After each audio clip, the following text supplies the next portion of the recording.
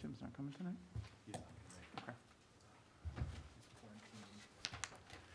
Okay, I'll call the meeting to order. I'll stand for the Pledge of Allegiance. I pledge allegiance To the flag of the United States of America and to the republic for which it stands, one nation, under God, indivisible, with liberty and justice for all.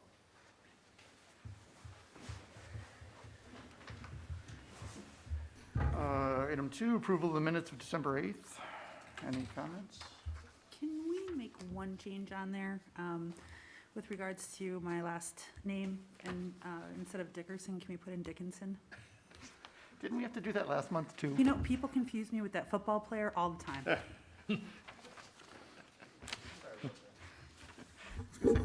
Same issue last. Okay, with that edit? That's all I have. With that correction, motion to approve. I'll second. All in favor? Aye. Opposed? Okay. Item 3A, communications. Tim? Yeah, this is just a communication from Wisconsin Gas. So this is a facility that they currently have. It's just, if you know where the path crosses, the Lake Country Trail crosses Maple, and then there's the golf course and park entrance to the west. It's basically that in that right-of-way of the bike path, that they already have facilities there. Now they have underground facilities there. Now they want to do some more things, and they actually were asking about a fence they want to put up a 6-foot fence. It's off the right-of-way, so it's not in our right-of-way, but 6-foot fence, and then they got a 3-tier barbed wire on the top. And Dan and I talked about, does this need approval? We don't think so from a code standpoint, but we thought I have that some we. concerns about the sightlines, though, because when you drive Maple Avenue and the path is there, people don't stop necessarily. So if anything that impedes the sightlines of, the vehicle traffic and watching people on that path coming on their bikes. Okay. I just want to raise that concern to make sure that the sightlines are not impacted or impeded, because I can't tell you how many times I cover my brakes and I have to stop because the person actually keeps going, and I know that there was actually an incident probably a year ago. You mean the people on the bike path keep People on the bike path keep going without? without. Okay. Is it a chain link fence? It's gonna be chain link, Yeah. But but they're probably gonna have some above ground piping that's gonna come up, but I'm Is it going to not be that aware. close to the road? Pardon? Is it that close to the road? They'll be beyond 33 feet, so Right, it'll be but- right there, but if, once again, coming down the hill from the park, Well, yeah, when you're coming up the hill and around the corner, Yeah. watching people come down yeah. It's not so much down the hill, it's up the hill, right? it's down the hill too. It's the ones coming, the bike's coming down the hill. don't Going stop. east, you're coming down the hill pretty fast, Yeah. potentially, and, Oh, on the bikes. yeah. Yeah. Bikes going up And that's where this would be, on the north side of that path, so I will get the Just wanna raise plans. that concern, so. Do you have anybody have issues with the fence? I mean, I don't think we can do much about it, but I try to discourage the barbed wire. But they said that for their safety, I mean, this is a gas regulating facility, so they can't, they don't want any tampering. Yeah, no, with it. that makes sense. Electrified.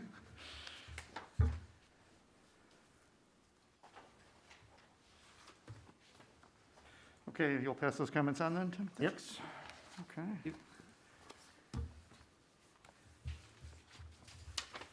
Item 4A, unfinished business, Frank Romaine, W287 and 3183 Lakewood Lane, reconsideration and possible action on a CSM for the reconfiguration of 3 parcels of land located at W287 and 3183, N3173, and N31 W28759 Lakewood Lane. I'll just give you have a survey in front of you. The gentleman that is Frank Romaine, he lives on Lot 1, or the proposed Lot 1. The intent of this CSM was to have his road, or his property extend all the way down to the public road right-of-way. This CSM doesn't show that, and I met with the surveyor, I've talked with Frank, and I've talked with the owner of Lot 3, and there's issues related to who owns the property where this front yard is and things like that. So I would it's tabled now. I think we should just leave it tabled until they can get it right, and then we'll bring it back onto the meeting. Okay. I'll make a motion to table. It's already on. It's the already. It's already on the we're not- table, so we no can one- leave it. No one took it off the table, so I just made that report. We'll Kevin just knew it was provide a coming. But everybody's playing well together. This is the O'Malley property, right? Yeah, it's a Yeah, mountain. I mean, so far, I mean, it's just an issue of who owns the land. There's some controversy as to, it could be the previous owner, the Ristos, could be the Housemans who did the easement way back in 55. The county seems to think it's the owner of Lot 2 that owns that parcel in front of Lot 1. So everybody's kind of pointing fingers, but not the town. We're just saying, you guys Fix it. clean it up and then bring it back. That's all we're saying, really. Okay, that's fine. I can't make that decision, that's not the town to make. I would entertain a motion to take 5A out of order. I'll make a motion to take item 5A out of order. I don't know if she's coming. Oh, she's not. I don't know if Said she's, she'll be running a little bit later. oh, okay. Well, then I guess we won't take it out of order. Okay? Scratch that motion. Item 4B, Scott Flogger, 385 Kennedy, County E, Colgate, Wisconsin, rate consideration possible action on a request to approve site, grading, drainage, landscaping, lighting, and architectural plans and plan of operation for a self-storage facility to be located on lands at the northwest corner of Cushing Park Road and State Highway 18, tabled 9120. Have a- Second. All in favor? Aye. Opposed? Okay. Jim, you want to give us an update? Yeah, as you'll see from the plans, they've changed things around a little bit. It's still the same site, but the buildings are oriented differently. They have reduced the number of buildings, they've reduced the number of units, they reduced the impervious area out there. They increased the open space. I mean, that would be the effect of that.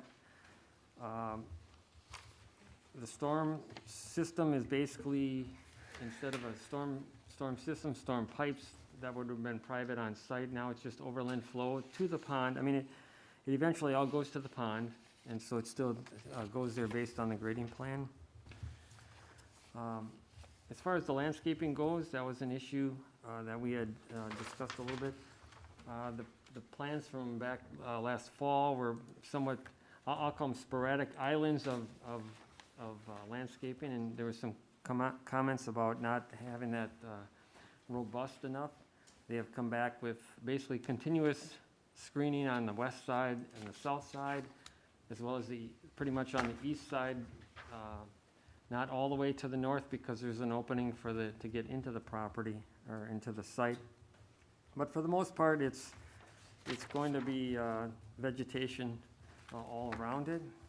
And we have a video for you that we can show in just a little bit. They do have lights on each building, and we can talk about that.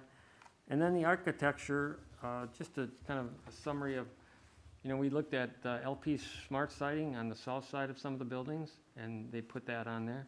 They have some brick or stone prep, they call it, which is like 37 inches of stone around some of those that are mostly on the south side of the the south buildings.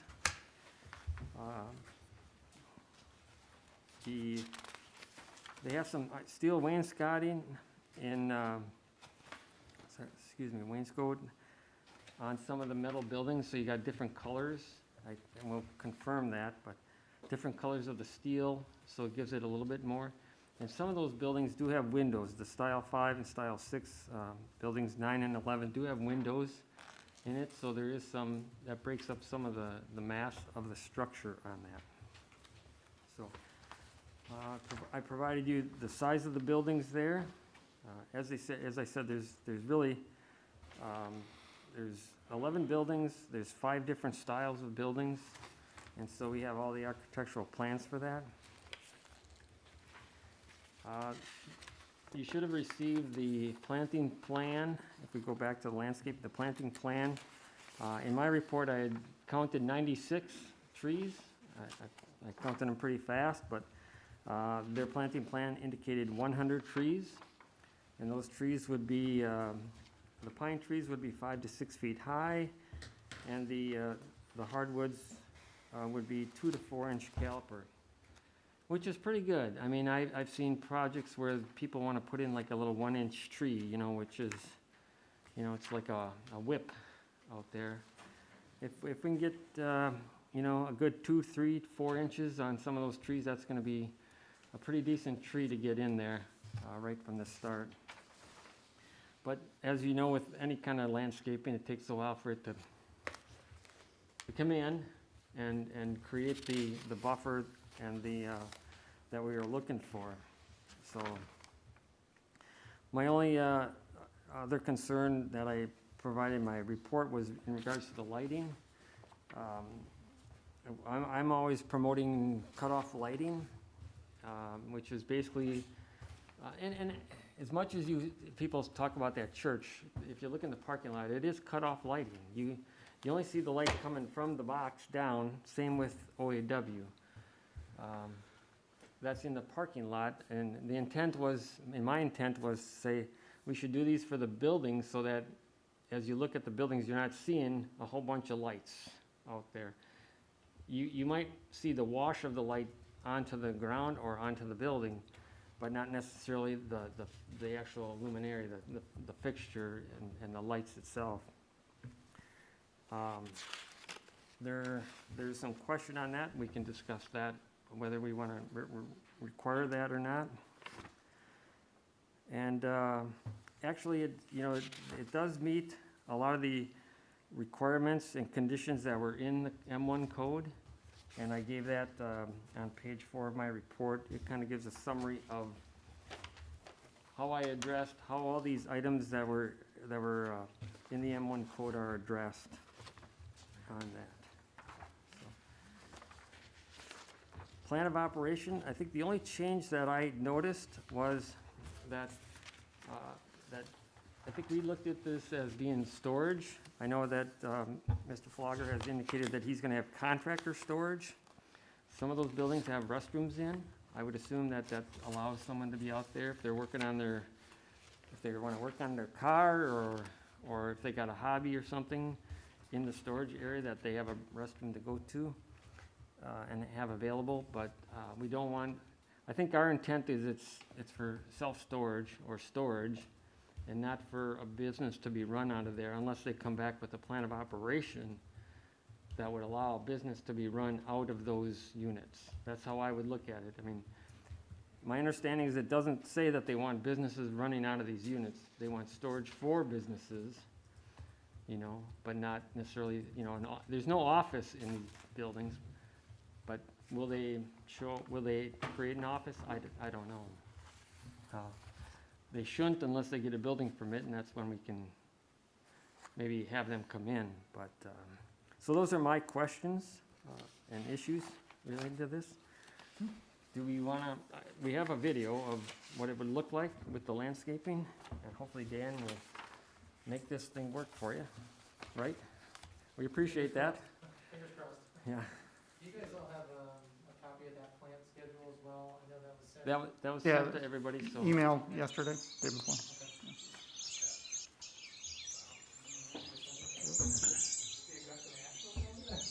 Got the birds and everything. I have to credit Aquatica for this.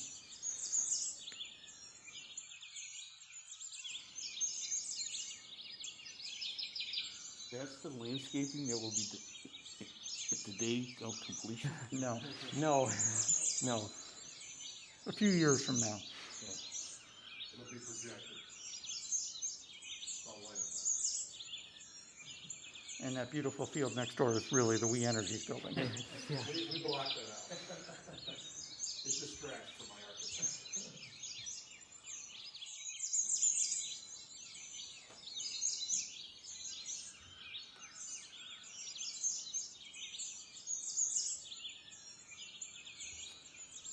So that gives you a concept of what it would look like into the future.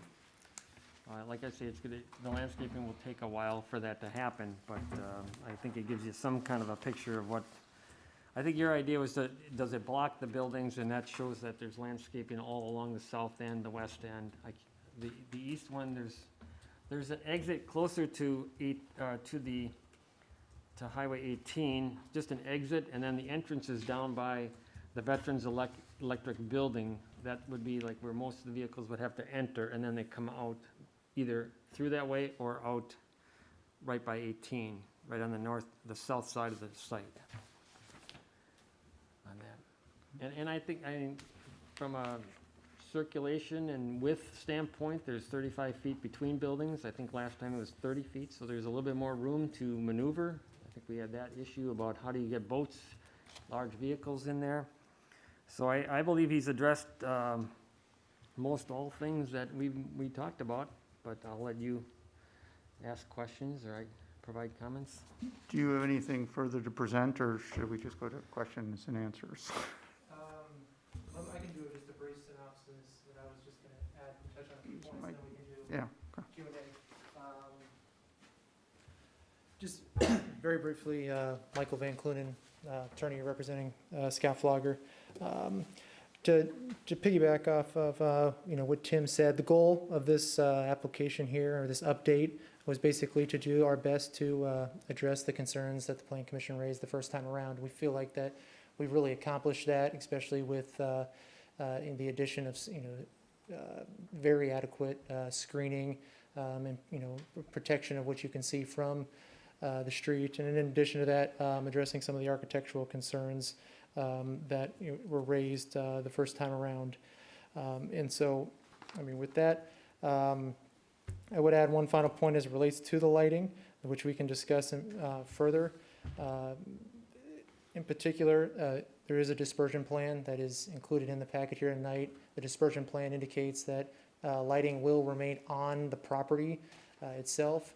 And that this lighting is also done, one for security measure, and two to service the customers as well. That there won't be lighting in actual units, but the lighting itself will be directed into some of the units as well. So if you did cutoff lighting, you couldn't have light that truly directs into a unit to provide adequate lighting into a customer's unit. And I just stated as well that it will remain on the subject property. It's not going to extend by the dispersion plan onto the street. And these are the exact kinds of lighting that the Plan Commission approved with the Veterans Electric Building originally.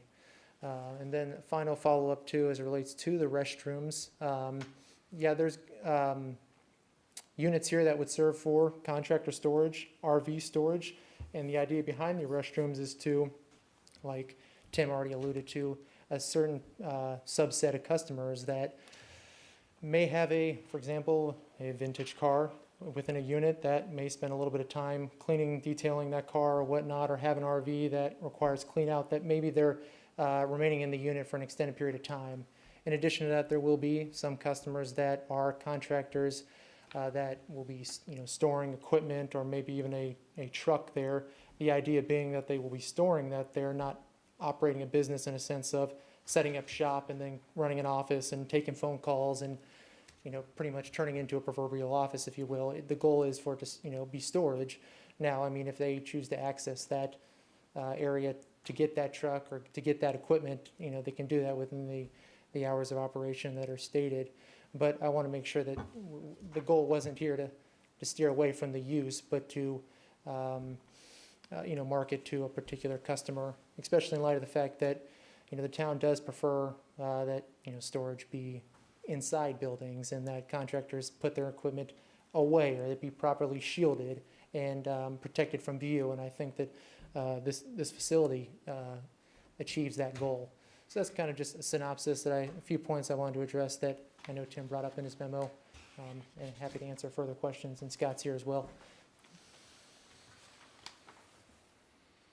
What kind of sanitary systems are you gonna have for these toilet rooms? There's definitely not sewer out there, you'd have to have a septic system or a round system, right? The field was designed to adequate a second field. So we have a field that services the existing building, and the plan would be to put a second field in, and it is capable of doing that.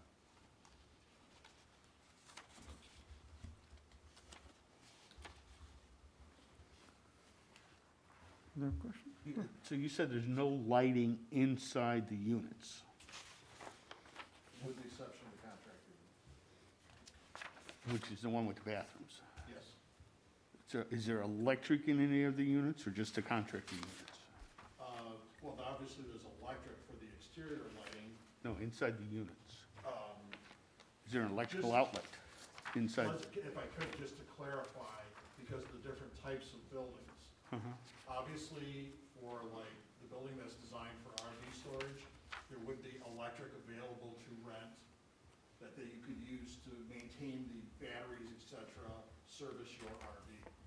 The contractor units will have appropriate electrical outlets and lighting inside them so that they can have lights to do whatever they need to do inside there. Your average self-storage unit will not have outlets. There may be an appropriate unit that people would want to store a car in or something like that and want to maintain the battery. And being an electrician, I will probably design a metered system that a person could maintain a battery charger, but only enough electricity to maintain a battery charger or something like that. Okay. And then the hours of operation, I believe, were, 7 and 9? yeah, but there's no fencing, so how do you, there's no gate? The ones I've used before, I had a keypad that I had to put my number in and the gate would open and I would come in. And that's how they controlled access. Is there any control of access into the, This is certainly something we've discussed many times already, and, Well, so security, from a security perspective, you saw, I mean, the video, how properly screened this complex will be, and it'll be difficult to just, walk right up into a building. In addition, all the units are gonna be locked, and there's gonna be a set hours of operation. So, I mean, this is. no, I'm sorry, how do you enforce the set hours of operation? If you don't have a gate that I have to go through with a security pad, what stops me from going there at midnight? Just your, Well, it would, I mean, Mr. Flogger can truck out there at midnight, but I would add, in addition, this is just like any other business operation, that you shut your doors at a certain time, you lock them up, and, I mean, there's nothing that stops someone driving into a, shopping center at midnight and doing the same thing, with someone's personal property that's within that shopping center. So, I mean, I believe that, with the landscaping that's there, and the lighting that is available, it would be a significant deterrent to any sort of security concerns that would arise. And I mean, I believe I'm not concerned about security right now. I'm concerned about, I'm a contractor and I want to work in my storage unit at 11 o'clock. Or I want to run a shift out at 6 AM, Well, which most of them do. What's stopping me, physically stopping me from working till 11 or starting work at 6?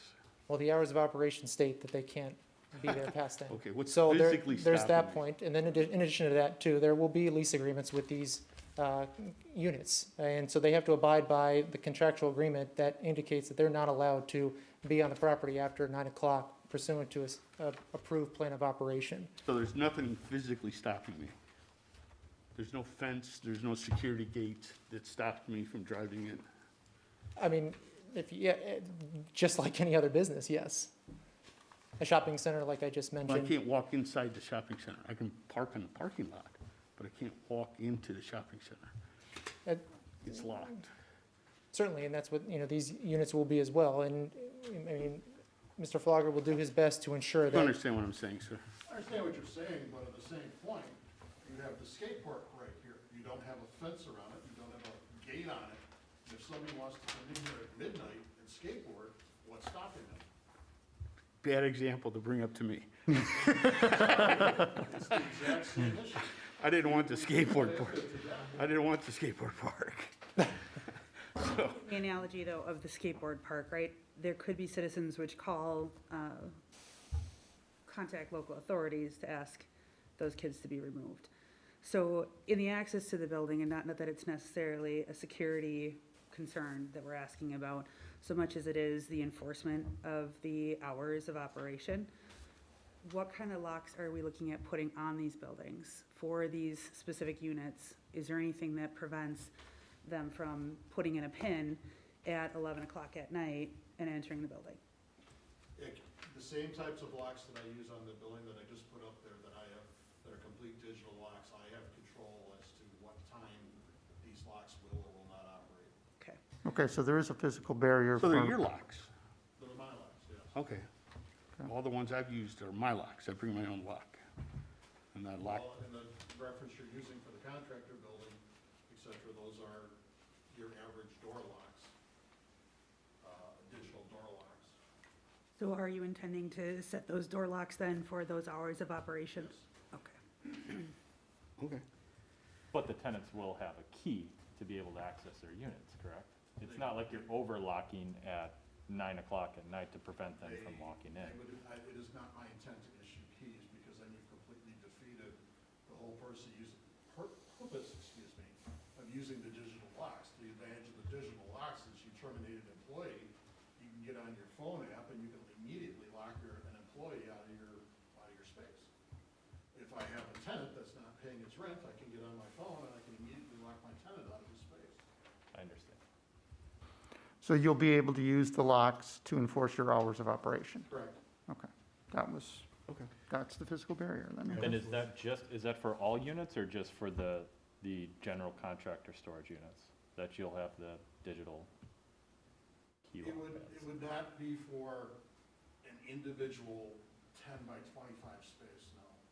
Understood. I admittedly just had some real basic questions too.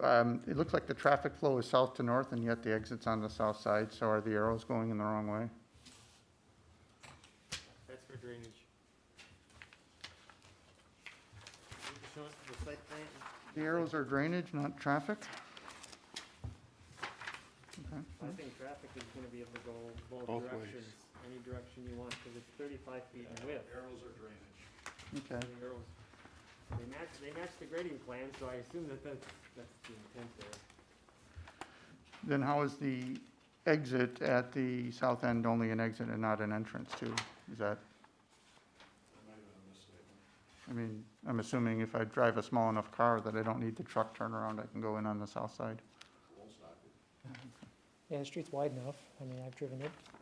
It just said, the site plan that I have shows vehicle exit only on that south side. That's why I have I don't think I have a problem if the vehicles have to come in all the way to Veterans Electric and then work their way back to the south or north. Traffic circulation internal is not, to me, is not an issue, really. I'm okay with having that exit on the south end, or they can come out the way they came in, near Veterans Electric. Either way, they're going to another driveway, which then takes them out To the, to the intersection. yeah. It's not like they're exiting right onto 18. does, the state traffic need to weigh in on, like, adding a turn lane or turn They lanes? already did, There's and already one they in. already put it in, part of Veterans Electric. Okay. So, just as a point of clarification, so our review of an operations plan for the 4 3,000 square foot units in building number 5 and the 1 6,000 square foot in building number 6 would be triggered if a building permit was requested to build out the interior space? If it was gonna become an office or something, we're seeing that there's bathrooms in it, so in essence, we're approving that they can have bathrooms in it. Right. And they'll have to get a plumbing permit for that. I'm just saying, the trigger might be if someone, not Scott, but someone else comes in, and says, well, I wanna build a little office in there. Yeah, but they could throw it, I would say, it's not there for an office, you can't run a business there unless we approve a plan of operation ourselves. Because this is really, as I see it, this is a self-storage facility. It's not, yeah, and there's only, you're saying there's only 5 of those that we would, because I was worried about plans of operation too, because quite honestly, you throw a desk in there without a wall, we wouldn't even know it. Right, Yeah. buildings 5 and 6 are the only ones that a contractor, I think, would probably It move. would be a with desk violation space. of the lease to do that, as well as the fact that the Veterans Electric building is designed to provide office. Right, and when you got your plan approved, we said we would have to approve the plan of operation of every one of your tenants Right, when, right. and if you rented. So we're dealing with the same issue. The entire approach I've used it on the numerous peoples that have contacted me is that, you know, if they needed office spaces in this building, Yeah. where there's a parking lot and there's a public bathroom, et cetera, and there's a break room and there's et cetera. So there is no intent to put office space in any of these proposed buildings. I'll just let the plan commission know that I've had other experiences in other communities that is becoming popular.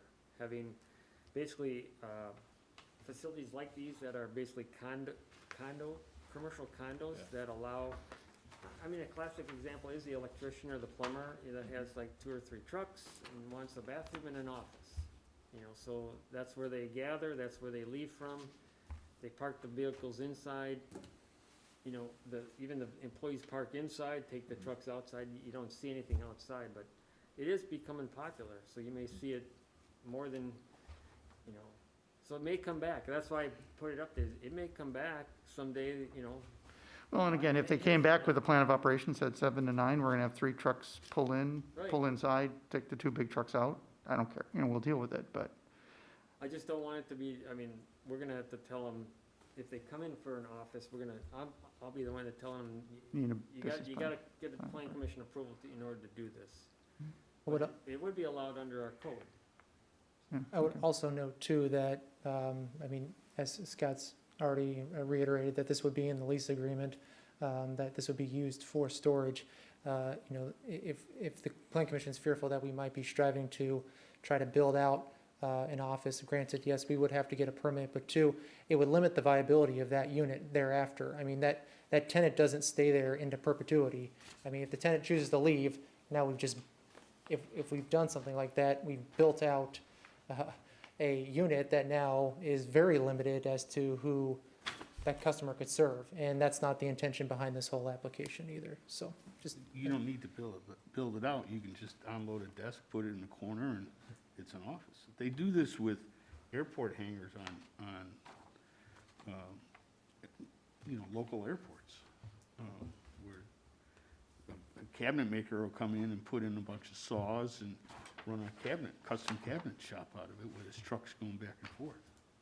Well, the purpose of that desk, I think, would be the storage of the desk as opposed to the office use of that desk. I know we've looked at these and viewed traffic as not being an issue, because people normally, at least for the, what I'll call the building ones, they're gonna drop their stuff off and come back in 6 months or 9 months or whatever. The contractors are gonna be likely twice a day. I mean, they'll have 3 or 4 guys coming in the morning, they take their trucks out, they come back at night, they drive home. So that, but if it is only 5 construction units, maybe the traffic isn't a big deal, but that's certainly gonna have higher traffic than a traditional storage locker. They probably would, yeah. If they use it that way, I mean, I would gather that they're gonna use it for storage, and then if they need materials, they, you know, middle of the day, they're gonna zip back, and I don't know if they're gonna be parking their trucks in here, it's just gonna be, my understanding, correct me if I'm wrong, is the intent probably would be to store their materials in there, and that's their place Most to go. contractors are, you know, are driving their service vans, et cetera, to and from, you know, their homes, et cetera, and Yeah. the, But the- requests I'm getting are things like, we've got a skid steer that we wanna keep inside because we're worried about the environment, we're worried about it getting it stolen. We've got forklift trucks that we need to keep inside. I've got a specialty vehicle that I paid $100,000 for that I need to keep inside because my municipality doesn't let me park this outside. Nobody's interested in putting, you know, paying to store their service vans overnight Right. because it's far more logical just to drive them home. What we're trying to get a sense for is how many trips a day are buildings 5 and 6 or 9 and 11 gonna trigger? 4 a day? I think anything would be, you know, mere speculation as to, I mean, this is, I mean, it's geared towards storing stuff. So I don't think pinning any sort of number to how much, traffic is gonna be there is, gonna be based on any sort of, true fact.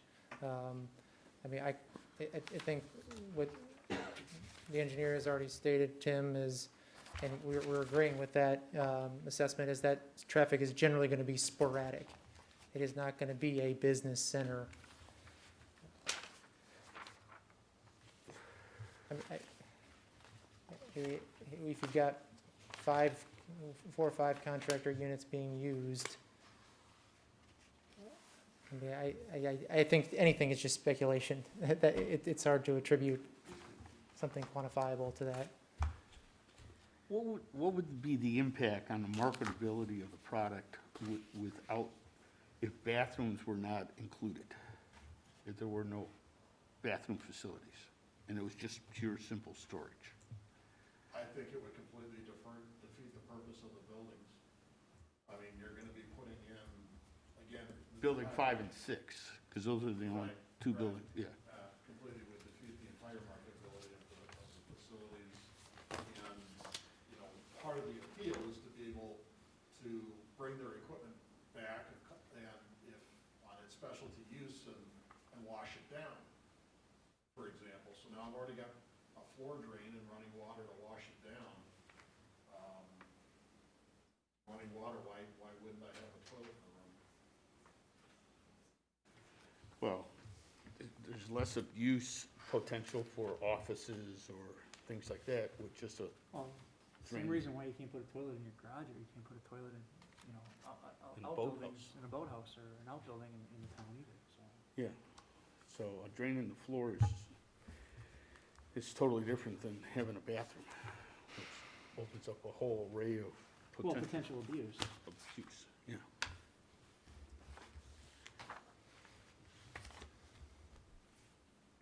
I guess my question also is, are we comfortable with the hour of operation, 7 to 9, knowing that, contractors start at 6 AM, and if you're intending, people to store their boats in and out, in the summer, the sun doesn't go down at 9 o'clock, so, and people, and the fishermen point. go out. So I just wanna make sure that, whatever hour of operation are on these documents and that the plan commission approves, that's what the town's gonna hold you to. So we just wanna make sure that you thoroughly thought through the hours of operation and ask for something that's reasonable and that's not gonna, have, people watching and nitpicking, hey, somebody was there at 6:30 in the morning, or somebody was there at 9:15, just to, just to make sure that, we're able to all live within the boundaries of the plan commission and the town. So just something to think about to make sure that you're, I guess I would recommend you ask for more than is needed, and then we can weigh how reasonable that request is. And, is Well, there, the hours of operation on the Veterans Building are already at 6 AM. and on the contractor units, they're gonna have did you say the key, Digital locks. the digital lock? That controls as to what time they can access. So that would also preclude Okay, premature sure. or, after-hours operation as well. But on the boat storage, it's not stopping a fisherman from night fishing and coming in at midnight and parking his boat in the, With all due respect, I don't believe that if you're gonna go fishing, you're gonna take your boat back full of fish guts and put it in your storage unit. You're gonna clean it out at home and bring it back after you've cleaned it. I don't fish. You have the floor drain for cleaning. Not in Just in the the, contract. Not in the smaller units, not in the smaller units. I do have a question, though. I'm looking at the checklist. When it came to addressing odor, smoke, or noise, you indicated that there was none. Between the potential contractor use, between hobbyists that may be bringing in their collector's cars, doing mechanics on it, is there any intent on how you might abate some of those noises? I know you have. Well, I guess the concern that comes immediately to my mind is when you have cars that may be worked on. You have revving engines, you may have additional persons there helping out. So there may be more commotion. Well, it's not really a mechanic shop. I mean, when we say working on cars, we're talking, you know, the calls I'm getting is, I'm a car collector. I'm, you know, any place to put my cars, I'm going to detail them. I'm not building an auto mechanic shop. If they bring that equipment there to also store that with the car? Is there My anything that would knowledge of prohibit them? Those types of auto mechanic work that would create that kind of noise would involve significant other equipment and tools that would not be conducive to this site. I mean, as far as diagnostic equipment, brake presses and those various types of things where, that's running a business application on this space, and they'd have to come before you to get that approval. And you won't have electricity except in the 5 contractor units, and maybe charging stations in the RV. Correct. Okay. So the bulk of the units quantitatively aren't going to have electricity. Correct.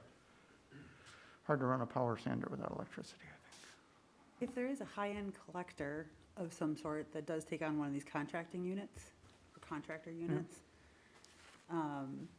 is there any of a difference between like a hobby versus a business? I know we've been focusing on the fact that if somebody comes in for a business, but if you have a hobbyist that's out there, and I know I'm picking on cars and using that as an example, but if there are other hobbies that someone does pick up one of these,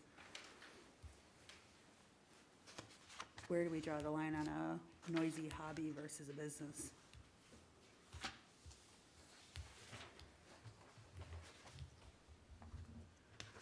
Put it in the lease. Well, maybe I can, here's my thought on it, because the building inspector and I have to enforce some of this stuff, or at least we get the questions. And so, first of all, we would probably base some of that on complaints. If there is a complaint of what's going on in a structure, we might then investigate that a little bit more. I think you look at the intent and the plan of operation of what this is, it's a storage facility. I mean, you have to ask the people, if they're hobbyists, they might, if they're retired and they're hobbyists, they might be in that building all day for all we know. But if they're storing their car there and they're just there, I don't think we probably wouldn't look at that, with any issues. It's only if there's a complaint that, noise, it's just something that it's less, it's not storage anymore, it's something else. Then we might question it, and then we can bring it back to the plan commission for interpretation on that. So they're servicing the trucks next door at Reenergies. So how do we distinguish between the noise that somebody overhears, whether it came from their auto mechanics or my hobbyist? It's a fair point, and I guess we'd have to align the hours of operation there to make that determination.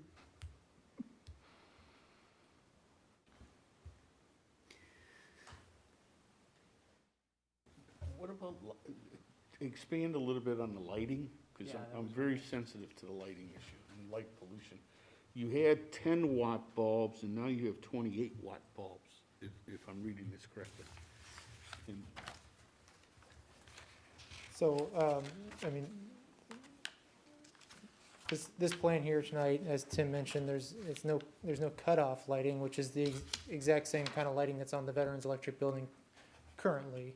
And the idea being that, without having, no cutoff there, for lighting that actually is, beaming into, units that are across from one another, it adds more light in that area, in that unit, as well. And I was just explaining that for lights that are facing towards Highway 18, the light dispersion plan shows that these lights are not going to reach Highway 18. And they, again, are the same kind of lighting that's used on the Veterans Electric Building as well. And I was speaking from a standpoint of, if there's a concern from the Plans Commission standpoint of potential safety issues or distraction from a driver on Highway 18, it has not been a cause of concern as it relates to the Veterans Electric Building. it doesn't appear that there's been any, incidents that have risen as a result of that kind of lighting. So if I answered your question or not, that's kind of where I was going when I addressed the lighting originally, when Tim mentioned in his memo that there's no cutoff lighting. You brought up a good point, though, with the south exposure on Highway 18, and I see that it looks like each of the bigger units has 2 lights and the smaller one has 1. On the south-facing wall, you don't have garage doors. So would it be possible to do cutoff lighting on the south side of the building so you can attractively light up the building, stone and wood, but not have the uplighting? Because there you wouldn't need the same rationale. Okay. My concern is that the uplighting and lighting up the horizon and the halo that would possibly. And I would, to the extent the north ends also may or may not have garages, particularly the 2 in Building 11 that face the residents to the north. I don't know if there's any doors on that end of the building. Also, another point, just to think about is, we've got a 3-foot berm, and then all the landscaping too that'll be added around this property line. So you can imagine here in, a year, or hopefully, 2 to 3 years, that, these plants will have, grown significantly, and as they continue to grow, the less light pollution there will be, beyond that, those plantings as well, which is, I think, very nice addition to have in there.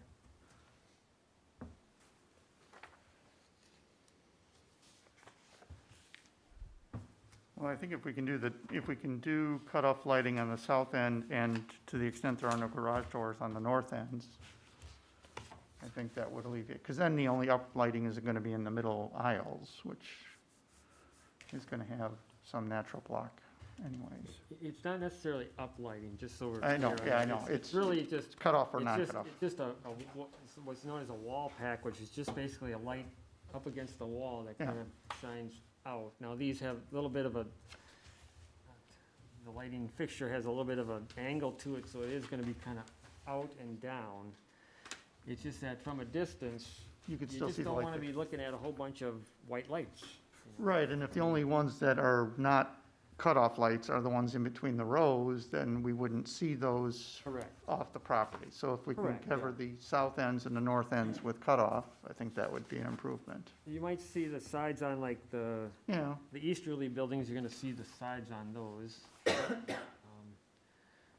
How many oh no, lights because are those on are, that's the back. Do they have lights on the back? Not according to the plan. What's that? They don't have lights on the east side of those 2 buildings because they back into the hill. So there's a few lights facing We Energies, but I don't think we care about that. Aren't all these lights facing We Energies? Yeah, but do we care about that? Do you see We Energies lights? It just seems like there's a lot of red dots on the page. Yeah, 4 per building, 5 per building. Well, you gotta weigh security and weigh other things too. I mean, I think, you gotta adequately light it for safety and security to a certain point, especially. Well, when you know and to the extent you're using those lights as internal lights, it has to have enough Right. light to get into the units. But I think we're just talking about, You gotta take into account too that we are talking about 28-watt lights. So Right. they're not like, it's not like in your house where you got a 100-watt light bulb, I don't have 100. So exterior 28-watt, I think there's gonna be enough light, but not Not overbearing. overbearing. And that kinda goes with this dispersion plan. It just, Okay. one thing about the dispersion plan is it tells you to put candles on the ground at the property line, which is 0. That doesn't mean as you're driving by, you won't be able to see little lights there. yeah. Okay? If you can look between there will be lights that you'll be able to see, but, that's why I'm trying to minimize that, but Kevin, I like your idea about the south and the north ends, if those can be cut off, that reduces anybody from a distance looking at it. Yeah. And then the east side doesn't have any right now, so. And then the further you go to the north, I don't think you see as much because of, you're just not gonna be looking way back there. And if you are, those lights are gonna be pretty Far away. small. Yeah.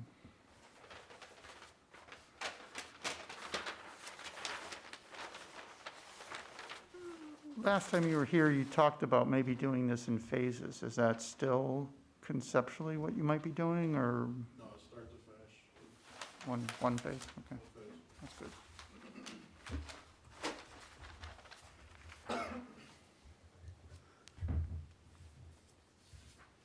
What's your timeline for construction to completion? Obviously, we'd like to start moving earth this Sure. spring. I would say roughly about a year and a half, but the only thing that right now that would slow me down is COVID. Can't get materials.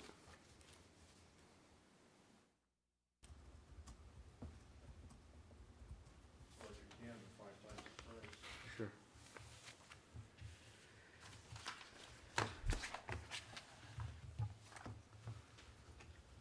Mr. Barbell?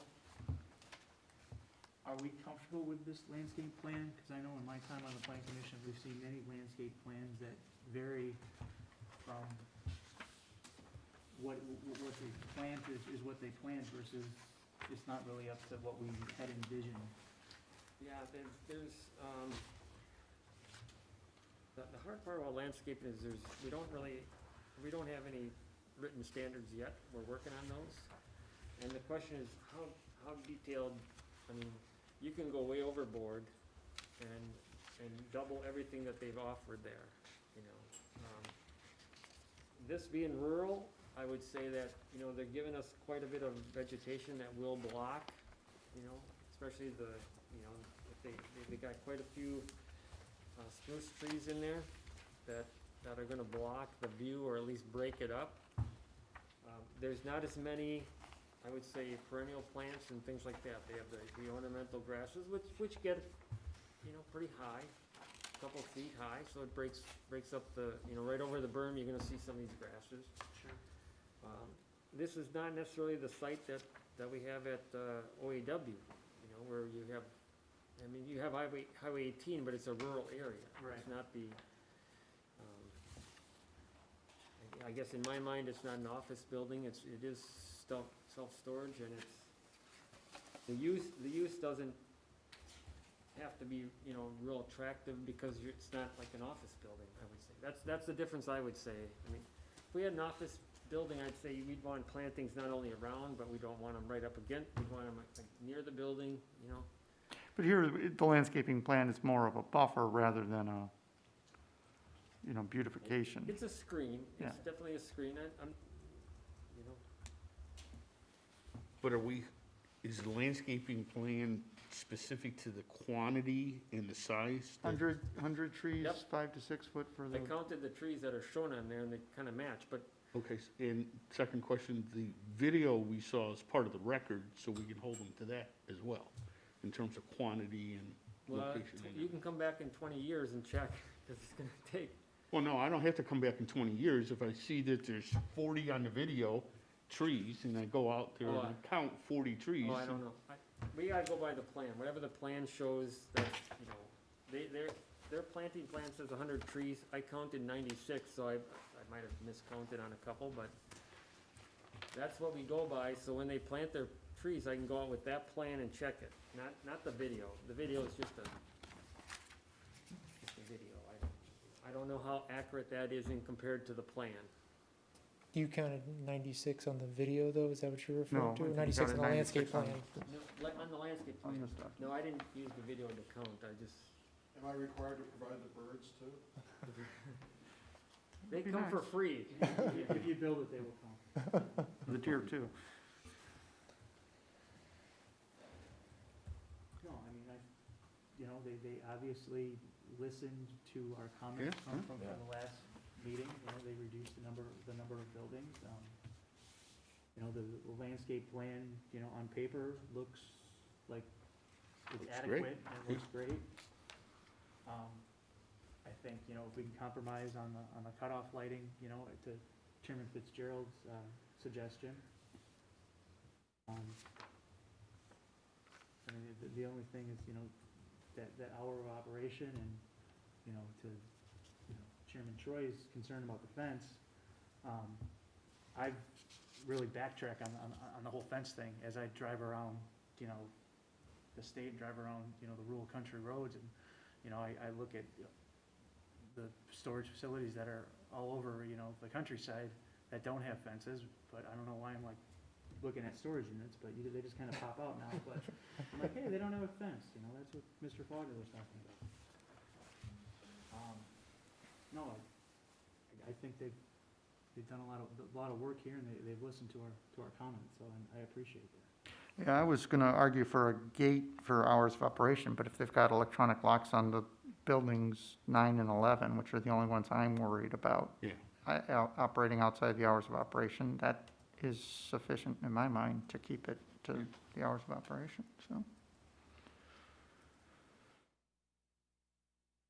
I appreciate you listening to our feedback, coming back with a revised plan.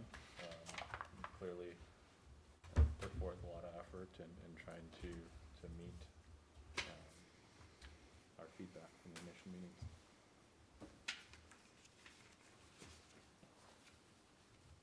One motion or multiple motions? You can do it all in one if you want. You can follow the agenda. Well, you're happy with the plan of operation 7 to 9? Or do you want to give that some thought? I mean, do you want it to match the Veterans Building? I mean, I just, Can we do that now? What is the veterans, 6 till what? The Veterans Building has a start time of 6 AM. Do we have an end time on that? I don't recall, that's, I I don't recall either, but that's, don't have that file. there's no 9 PM on the Veterans Building. Yeah, it's a different operation, though. I'm just concerned if Everybody- we you know, pass, The only one that's there is late is me. if we approve 7 to 9, it's 7 to 9. And that's what I'm saying, contractors, I'm gonna request 6 AM then, if I can do that here and now. That's fine. Obviously, that would not be necessary on self-storage, more. Those as you say, contractors' the- units. The contractor space, if they wanna stop in early and grab a truck. Okay.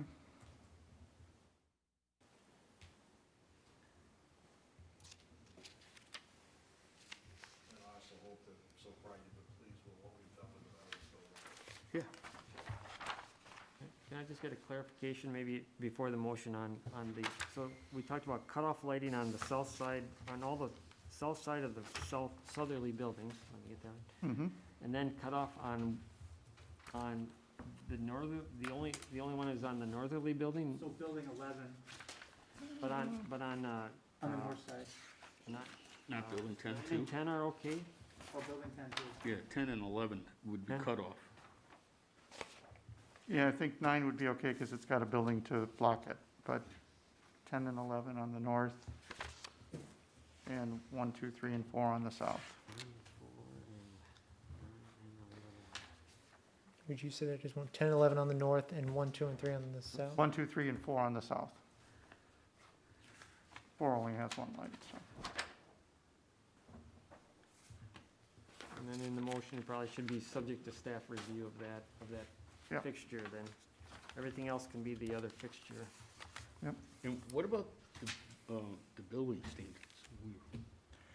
We didn't look at them again in detail tonight, but we've seen the materials last time he brought the actual physical materials to us, and So our everyone's- concern was the long walls that were monotonous were facing the road, and That's now right. by reorienting it, he got rid of that concern, so I think that was good. And now we've got the attractive ends of the buildings facing Highway 18 Yeah. with the wood architecture and the stone wrap. For the cutoff. So we're happy with the architectural standards. I didn't hear any questions or objections about them tonight, but I will mention that on the, like, the building style one, the long one, if you notice, there's 3 different roof elevations, which I think that helps to break up the buildings, even though it's a longer building. oh yeah, no, I think I like that. any additional architectural features are nice. Good.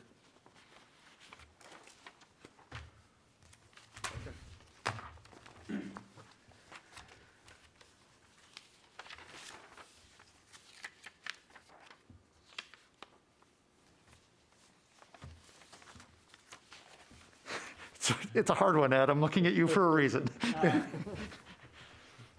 will make a motion to approve the site plan, the grading and drainage plan, the landscaping plan, the lighting plan with the modification of the cutoff lighting on the south side of building 1, 2, 3, and 4, and on the north side of building 11 and 10 with staff review of that cutoff fixture. Then approval of the architectural plans and the plan of operation from 6 to 9 for the self-storage facility to be located on the lands at the northeast corner of Cushing Park Road and State Highway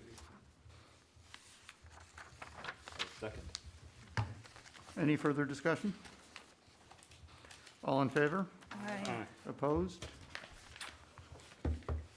That's a big change. Thank you, gentlemen. Congratulations. Thank you for your time. Really That's very appreciate it. nice. It's nice when we can all work together.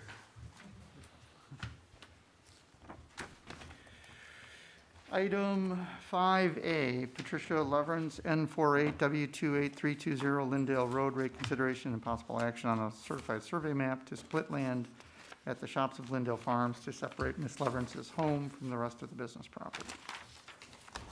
All right, currently, the way this is set up, if you look at the certified survey map, there's a double dashed line that goes like down the center east-west of this property.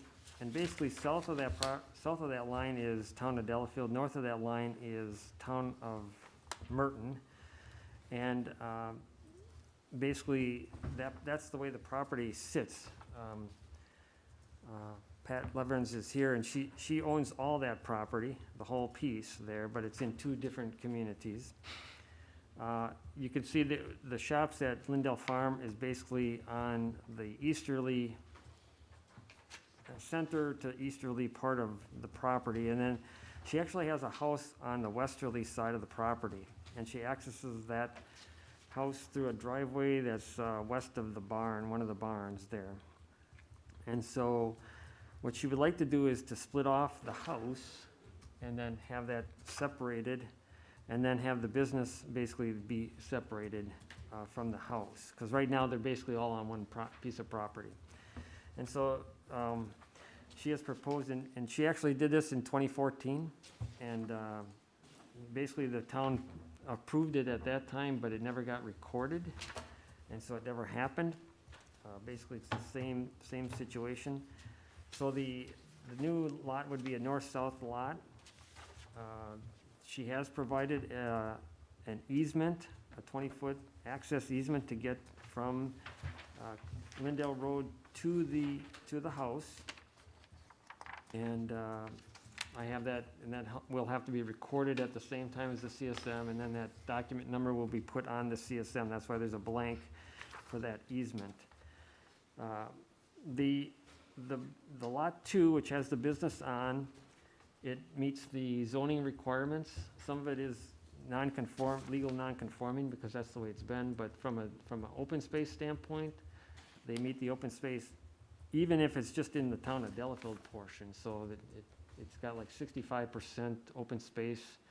Just on the town of Delafield, only 50% is required. Very difficult to build on to the north of this property because it goes up a big hill, and it's all wooded.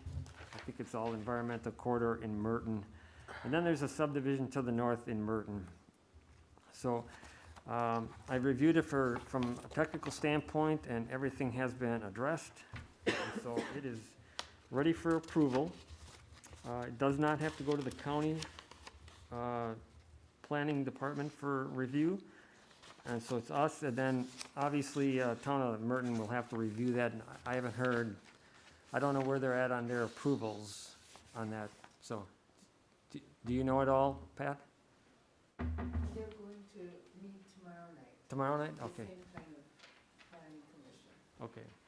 Their planner indicated to me that they had no issues with this. Now, that was a while back, so I don't know if it's changed at all, but The creation of the two lots doesn't solve the Town of Delafield, Town of Merton issue. Both lots are still half and half? They're both half and half, and part of that is, the question was asked of our town attorney is, well, how, because we wanted to say, well, can Merton, can she have the house all in Merton and the business all in Delafield? But there's no mechanism, apparently in the state statutes, that allow towns to annex other towns or things like She that. sent us a letter last year, if I believe correctly.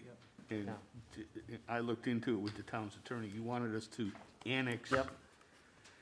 all the property, and we can't do that. Yeah. Towns can't annex property Other from towns. other municipalities. We wanted to. I mean, tried. we wanted to make this thing work, because it would have been a lot easier, but now she'll have, at the end of this, she'll have 2 properties with each of them one in the, Just half, still get 2 part in the tax town and bills. part in Delafield, part in Merton on 2 different properties. So But the residents will be separate from the business. it will be separate. And is the zoning for the residents residential, or is it also kind of a like? Well, the Mixed house is actually, I mean, everything is B1. Hmm? Everything on this property in the town of Delafield is B1. Right, The house actually sits in Merton. Okay. So I'm not gonna worry about the residential, No. zoning on that. I don't know what they have in their, what they have for zoning on that, half of that property. okay. Any questions? No, this is pretty straightforward. Make a motion to approve the CSM dated 1/10/2021. And send that recommendation to town board. Second. Any further discussion? All in favor? Aye. Opposed? Item 6, no discussion. Item 7, next meeting, February 2nd. No, not necessarily. I planned my vacation around a February 2nd meeting, so don't screw me too bad. There's a lot of things kind of in limbo here, but basically, we have nothing,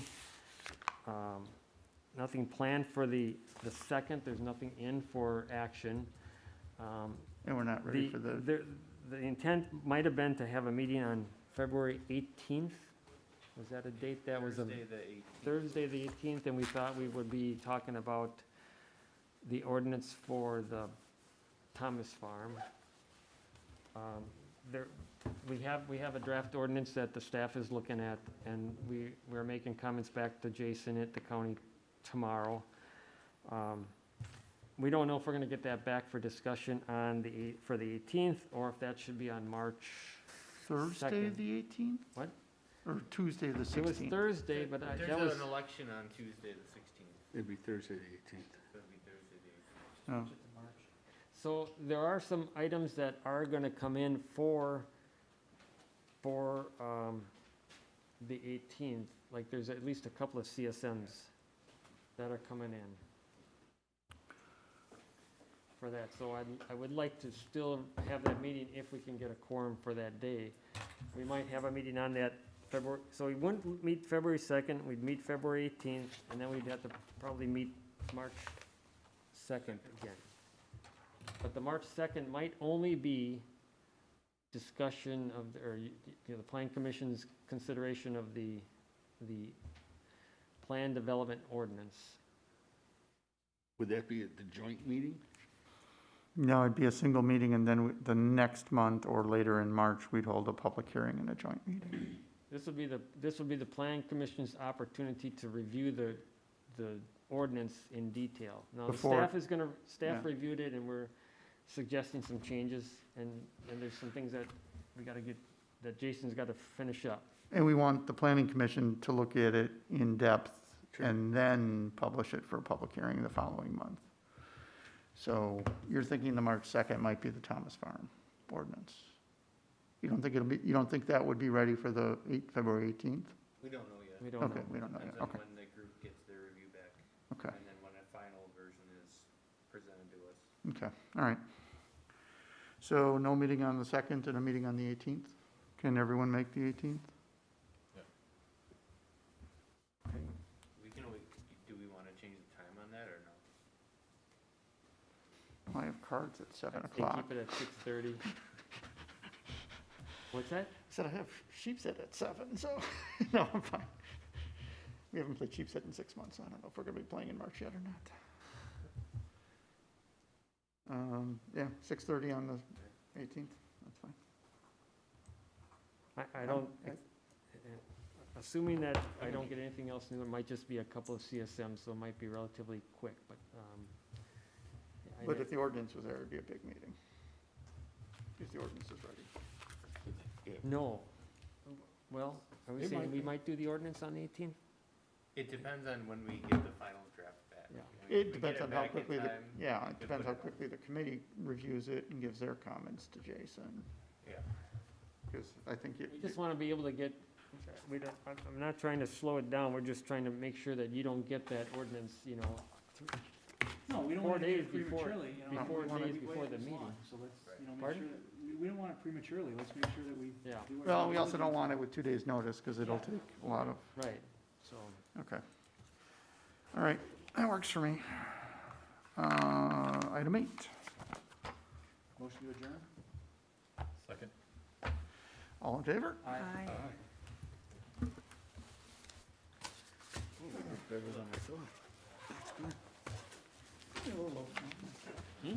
Only a little.